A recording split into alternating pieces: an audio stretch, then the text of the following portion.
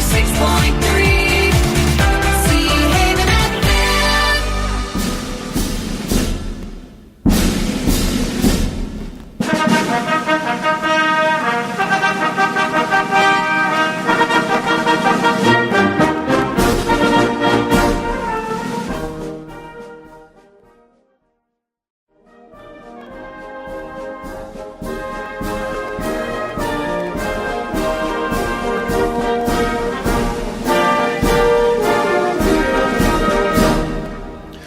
Welcome to Forces on Parade, and as usual we are played in by the band of the Adjutant General's Corps with Watchtower, which of course, as you all know now, is the regimental march of the Royal Military Police. Right, now I've got a real treat this evening, because we have in the studio Rob Potter, whose dad was a wartime pilot with the Royal Air Force, and he's going to tell us all about it, and he's got lots of little things to read from, like his dad's logbook type thing and reports. So I'm really looking forward to this. Rob, welcome to the studio. Thank you very much. And, you know, what I've heard about your father already is intriguing. When did he start off in the Royal Air Force? He was pre-war regular. He joined up in 1935 when he was 20. Having been, I think, a carpenter or joiner for his uncle who ran a building firm. But I imagine he never spoke about that specifically, but I imagine he signed up for the fun and adventure of it. Yes. And he had the fitness and the reflexes to be a pilot. So he went to the RAF flying school at Bourne, up in Yorkshire, where he learned on the Blackburn B2, which is a side-by-side trainer aircraft. Well, was that single wing or no, they're biplane. They're all biplanes. Biplanes then, weren't they? All biplanes then. I think when he arrived in 35, probably the Hurricane was just about to come on the scene, but not in any numbers at that point. And after the B2, he flew Hawker Harts, and then he was posted to 19 Squadron at Duxford, where he flew Hawker Furies, which were just a souped-up Hart, again, biplane, and Gloucester Gauntlets, until in August of 1938, 19 Squadron became the first one to be equipped with the brand-new Spitfire. Well, I bet that was a thrilling time for him and all his... It probably was, yeah. But I think before that, things were quite a bit more relaxed, but they were moving towards the Second World War then, and there were one or two funny little stories that he told me about those days, like the time when he went off to stooge around various different airfields, and in one particular airfield, and I can't remember which one it was, he found that he couldn't land his plane. He kept trying to land it, but it wouldn't land, and it took him half a dozen goes before he realised that he was trying to land it into the wind, which would naturally lift you off. Yes. And he hadn't bothered to look at the windsock. Yes. And then he got back to base at Duxford, and about a week later, through the post, he got a model windsock sent to him by the squadron that he tried to land at. Oh, how lovely. To commemorate his failure. You haven't still got it, have you? No, that one long ago disappeared. That's a shame. That would be a lovely memento, wouldn't it? It would be fantastic. I have got a memento of something else, though, which was, and I'm not absolutely sure of the time frame, but it would probably be 37, 38, but they were introducing radio to aircraft. Yes. And he had to circle around the skies over Cambridgeshire for an hour, speaking non-stop the whole time to enable them to calibrate their equipment or something. Yes. I don't know what. Yes. And difficult thing to talk for a whole hour non-stop, as I'm sure you know better than I. So what he did was he recited the story of Eskimo Nell over and over again for a whole hour. And I have a memento of that, because in the 50s he was telling that story to my cousins, who are a bit older than me, the cousins of his older brother, the children of his older brother, and my cousin Leslie at that time was training at Pitman Shorthand. Oh, right. And so he dictated it. and she wrote it down and typed it. Yes. And so I have a copy, 5 pages worth, of Eskimo Nell, which I will not bother to read out. No, it's filthy. No. But it's a memento of a particular occasion. Is it the clean version or the other version? It's filthy. Oh, right, yes. Because Robert Service wrote about Eskimo Nell, but that was a shorter poem, which was quite clean, which is quite delightful. Anyway, because we're talking about a man from the Royal Air Force, and we've got a lot more to hear about him. I thought we'd start off the music with, first of all, the mass bands of the Royal Air Force playing a fanfare for the Royal Air Force, followed by the Royal Air Force March Past, which will get us in the mood for the air.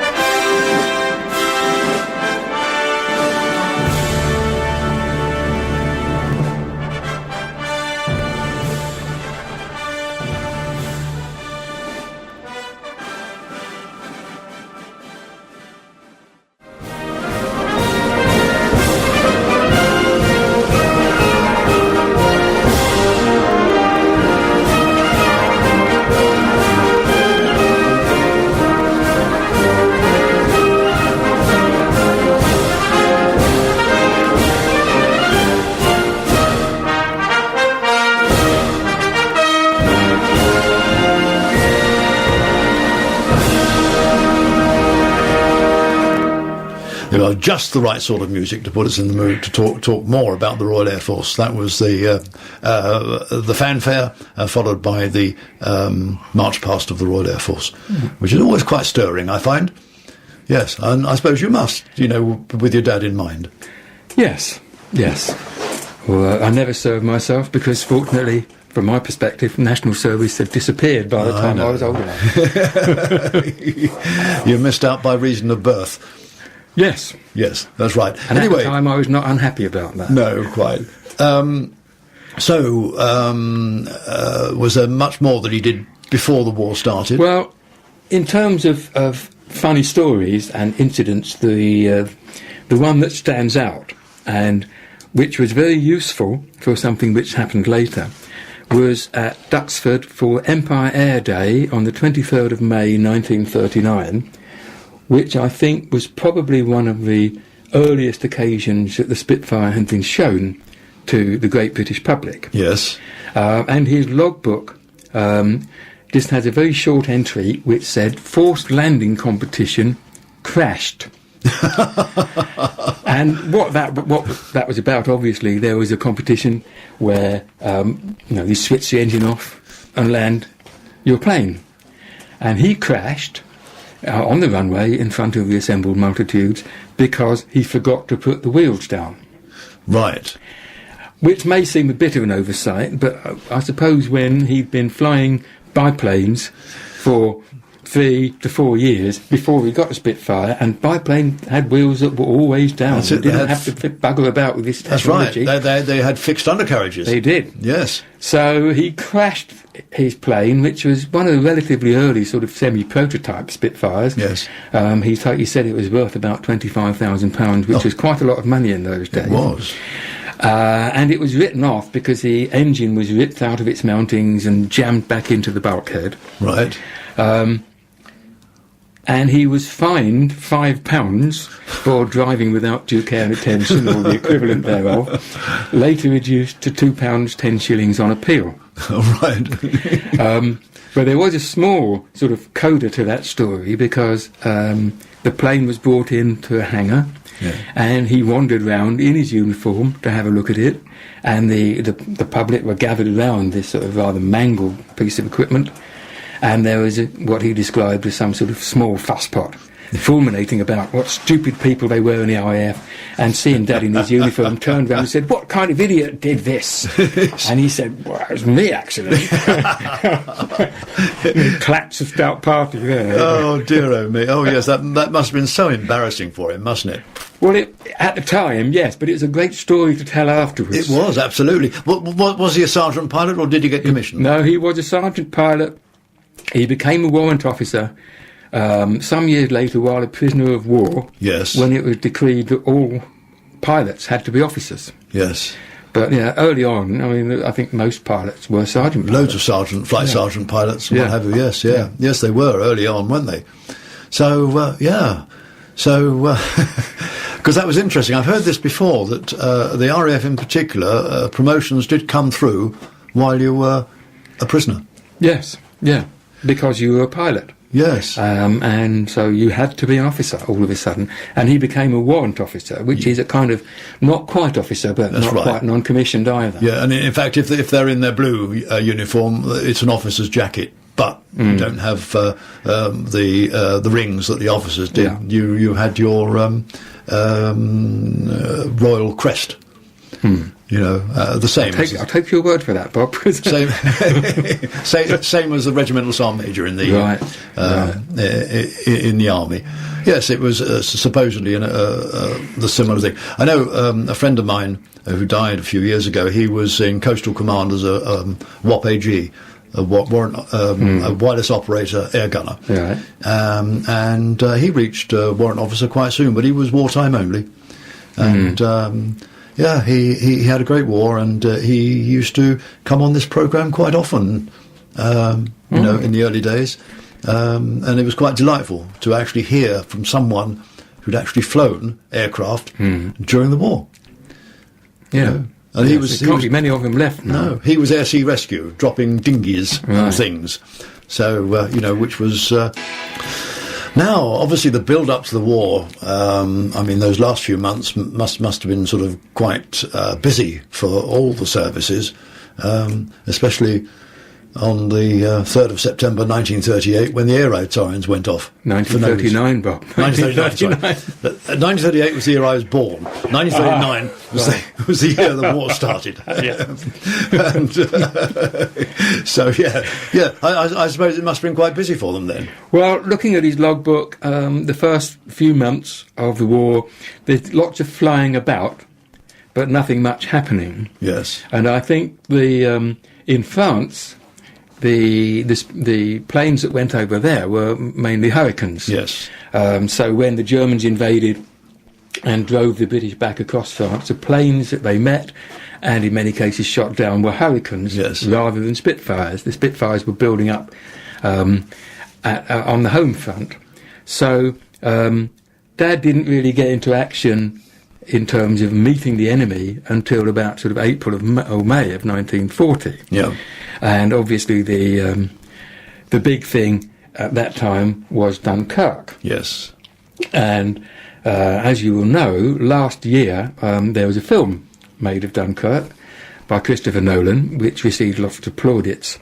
And I went to see it with one of my sons. I was visiting him up in Lincolnshire, and he wanted to go and see Dunkirk, and I wasn't that bothered because I grew up with Dunkirk. We all knew about in the 50s and 60s, the war comics and all. We all knew about Dunkirk. And from your dad as well. Not really, no. Oh. I have to say that. But he wanted to go, so we went. And there is a scene in the Dunkirk film, quite early on, where a Spitfire is in a dogfight, and he's coming away from the dogfight, and he takes a hit in the wing, and his oil cooler goes, and eventually his engine seizes up.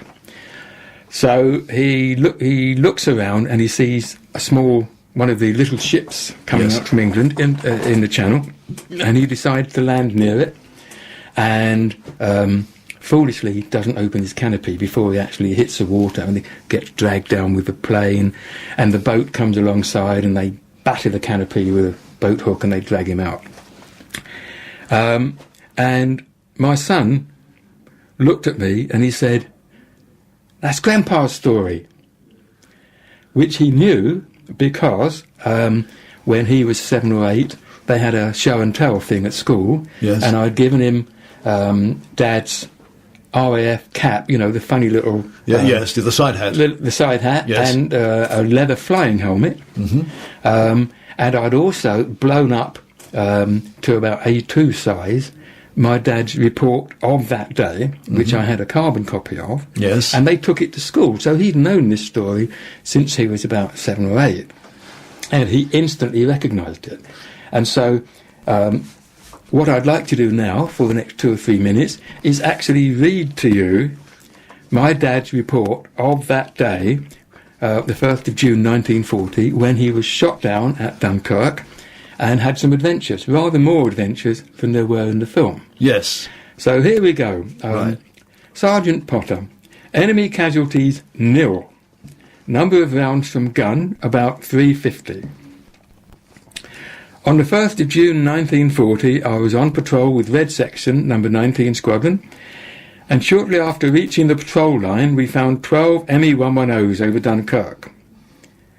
We moved into attack, whereupon they turned very quickly back over the town as if trying to escape.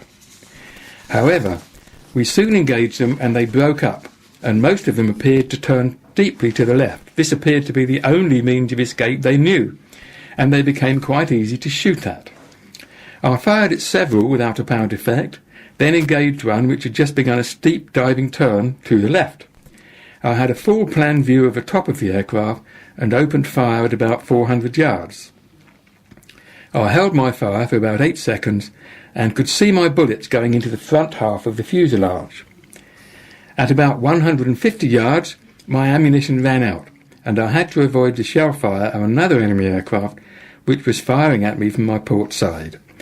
This evasion caused me to lose sight of the ME-110 I had attacked, and in spite of being able to say that my bullets had definitely registered, I cannot say whether it was disabled or not.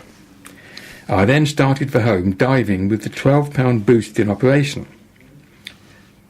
As I reached the outskirts of the fight, a metallic bang from my port side made me look at my port main plane, and I saw a hole about 8 inches long and 2 inches wide just above the position of the oil cooler. I didn't realise that the oil cooler had been hit and pursued a course of 310 degrees for home. About 10 miles out from the coast, the engine became very rough and oil and glycol smoke started to appear. Finally, the engine seized up at about 4,000 feet, 15 miles out from land. Looking around the sea, I saw a small boat and decided to land alongside it.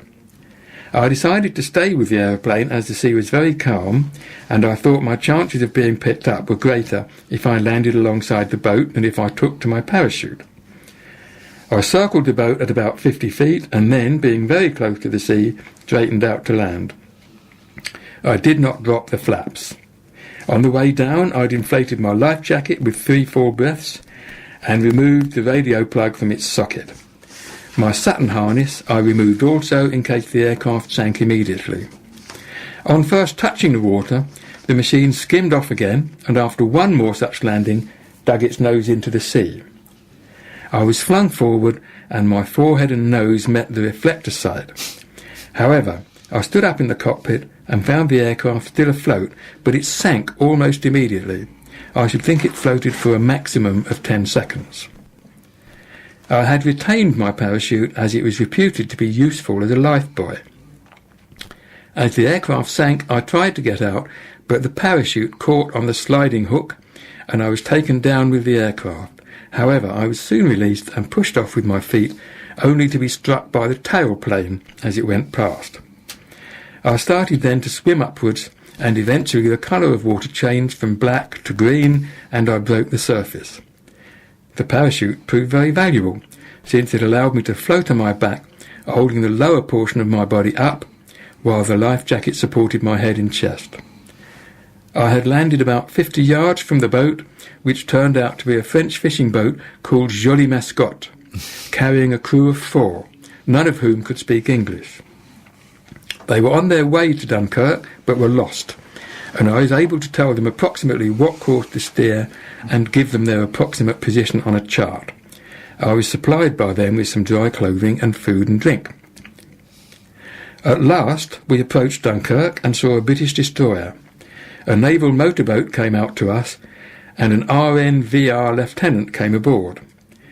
He told me the destroyer was the Basilisk, and it was out of action, having been previously bombed. The engines and wireless were both out of order.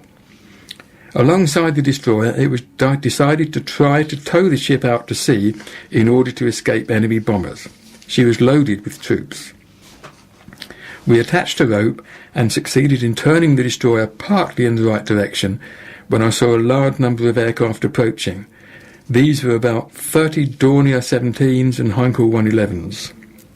Above them were about 25 ME 109s. I informed the lieutenant that his ship was about to be bombed, and we decided to cast off. At about 3/4 of a mile from the destroyer, we watched the bombing operations. The enemy aircraft did not appear to adopt any particular formation, but at about 3,000 feet turned singly over the target and jettisoned all their bombs. The bombs left the aircraft in a string of about 10. There appeared to be very little attempt at precision bombing, but rather as if they let all their bombs go, hoping that one would hit. As they bombed, others opened fire with machine guns on the destroyer. During the course of the whole action, they did not score a single hit, despite the fact that the target was stationary and had only 2 pom-poms with no anti-aircraft shells. At the end of the action, when the bombers were returning to their base, 3 Spitfires arrived, but I did not see them register any hits. We returned to Basilisk and once more started towing operations, but had to cast off again as about 20 Junker 87s appeared. Again, from about 3/4 of a mile away, we watched the destroyer bombed, this time with greater accuracy. The Ju-87s died very steeply to about 400 feet, and then released about 4 bombs. There were several hits. When the attack had finished, the Jolly Mascot returned to the warship. She was found to be sinking, and the order was given to abandon ship. We picked up about 200 survivors, most of them troops, but also a large number of the crew of the destroyer. When we had taken as many as possible aboard, another destroyer appeared. We went alongside and told the commander of the other survivors. Then we set course for England and were able to see the relief destroyer shell the Basilisk until it sank. Outside Dover, we boarded a coastal patrol boat, which after finishing his patrol landed at Dover. The other destroyer had already arrived before us and landed all the survivors. We had been forced to leave. Dated 4th of June 1940. Well, that's fascinating, isn't it? I mean, that's sort of straight from the horse's mouth. Certainly is. You know, exactly what happened. And, of course, the fact that it was sort of played out, as it were, in a film. Some of it was. Some of it was, the yes. end bit, the exciting bit with the destroyer and the bombing, that wasn't in the film at all. No. But, yeah, some of it was. No. I mean, the film just sort of really showed the aircraft crashing and man being picked up, and indeed, man being picked up, yeah. and that was it, wasn't it? It was. Yeah. But I think what Christopher Nolan apparently said was that events in the films were, quote, unquote, inspired by real events rather than accurate reflections of them. Yes.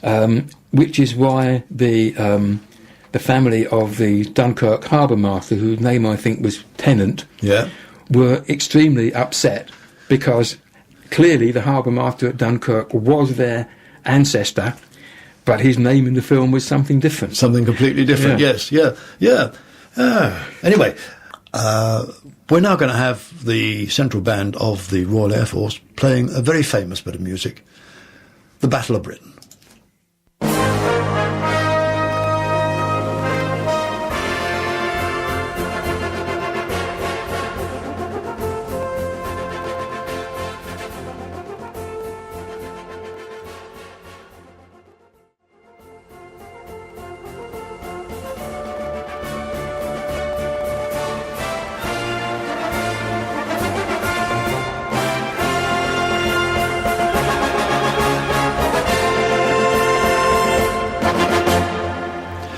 Well, I got that wrong, didn't I? That wasn't the Battle of Britain. That was, in fact, 633 Squadron.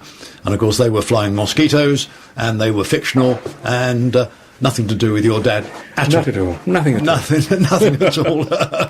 So we'll have the one I really wanted to play later on. We'll have to wait for the Battle of Britain one. And,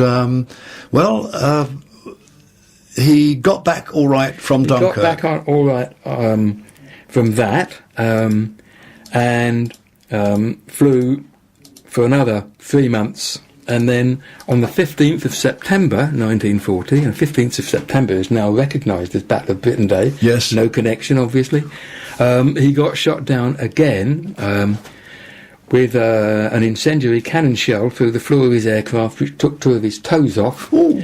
So he bailed out from that, and apparently as he floated down, he could see the air sea rescue coming out from Calais and the air sea rescue coming out from Dover.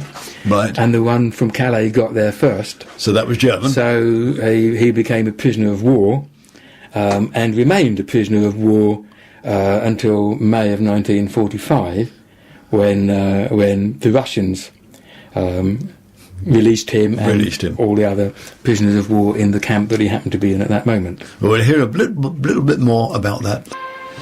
Right, Rob, your dad, Jack, was it? Jack, yeah. Jack Potter.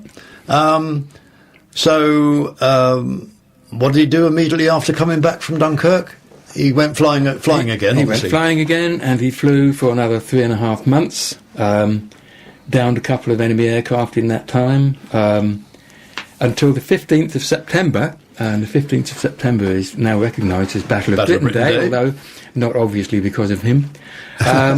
On that day, he had a good day in one sense. Started out well. He shot down 2 aircraft. Yes.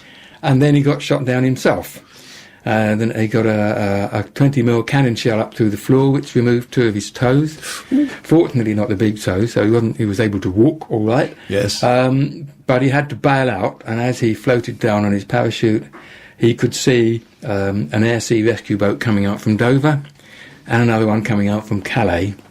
And the Calais one got there first. Ah. So he became a prisoner of war on the 15th of September 1940 and remained one until May 1945, Yep. when the Russian army, advancing Russian army, released him from his then prisoner of war camp, which was somewhere near Berlin. Yes, yeah.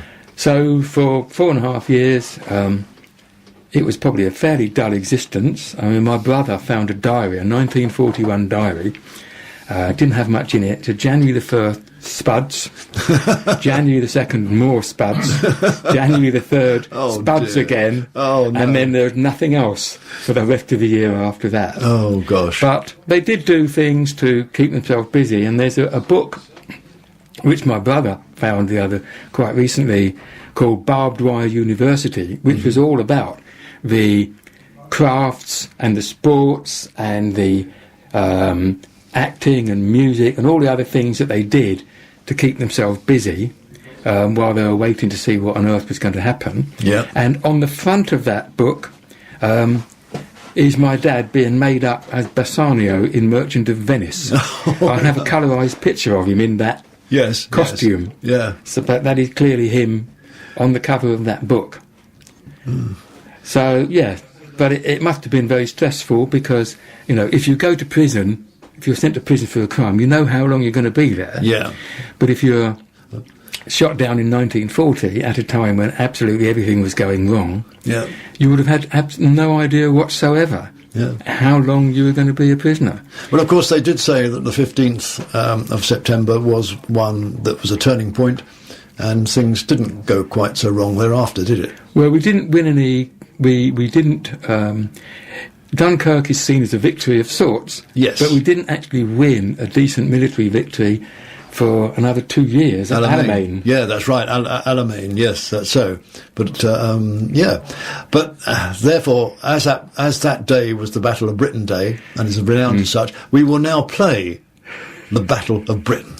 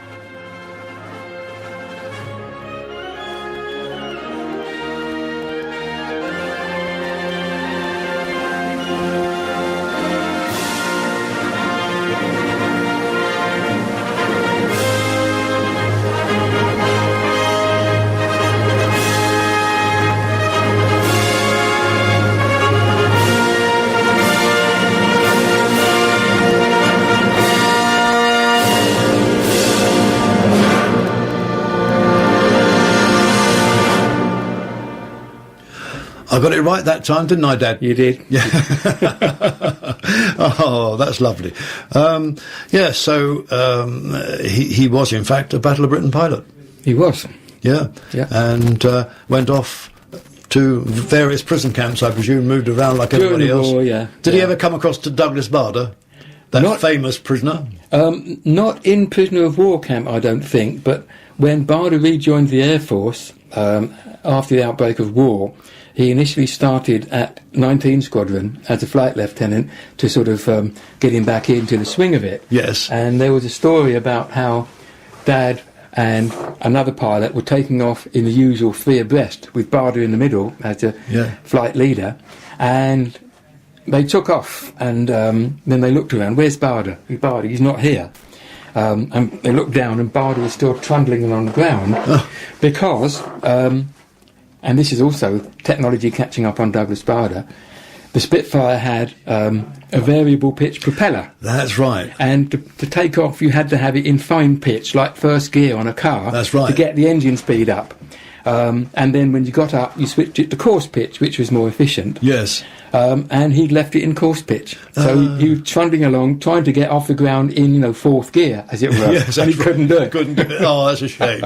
He obviously learnt very quickly, though. He did. And what my dad said about him was that he didn't like him very much, but then to be Douglas Bader, you had to be a pretty bloody-minded and driven person. You had to be. Who was probably not very comfortable to be around some of the time. That's right. He was push. Yeah. And as a result, he got results. He did. Yeah, that's important. Yeah. Now, how about his hometown? Well, he came from Wallasey in Cheshire. His dad was actually skipper of one of the Mersey ferries and retired as Commodore of the Fleet. Yes.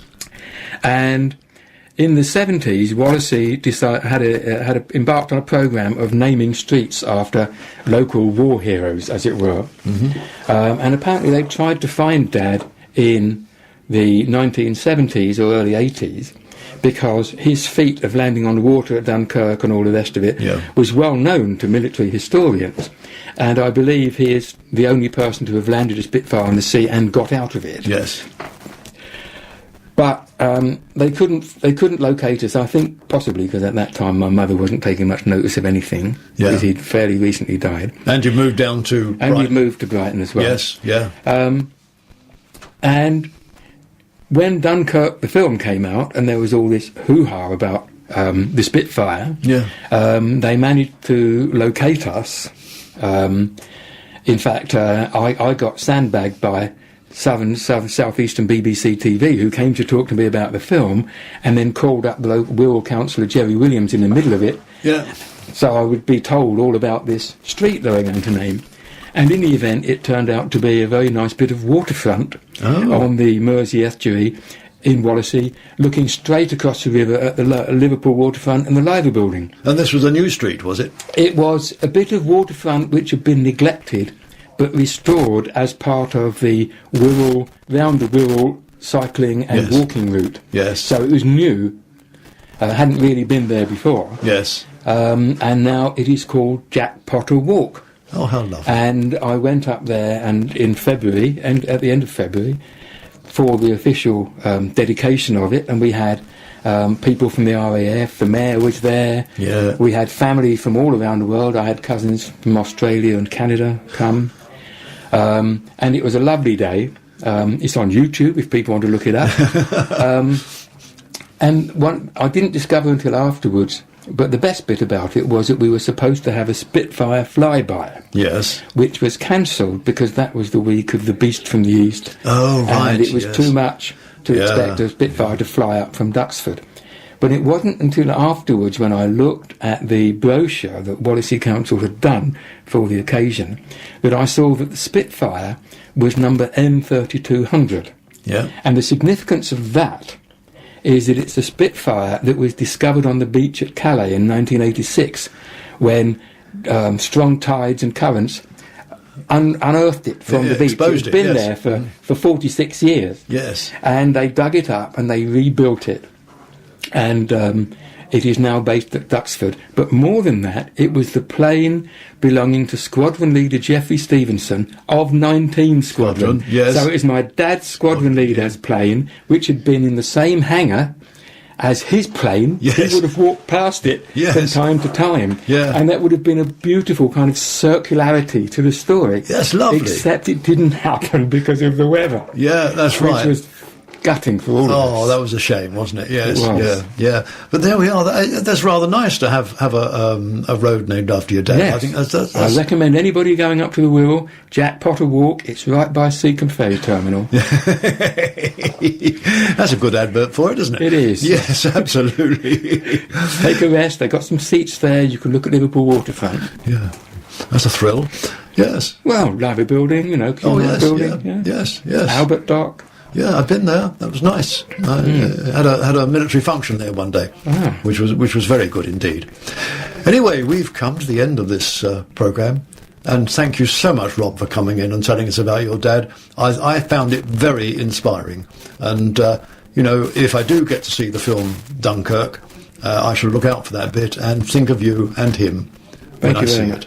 Well, thanks for coming. Thank you. Anyway, after the news.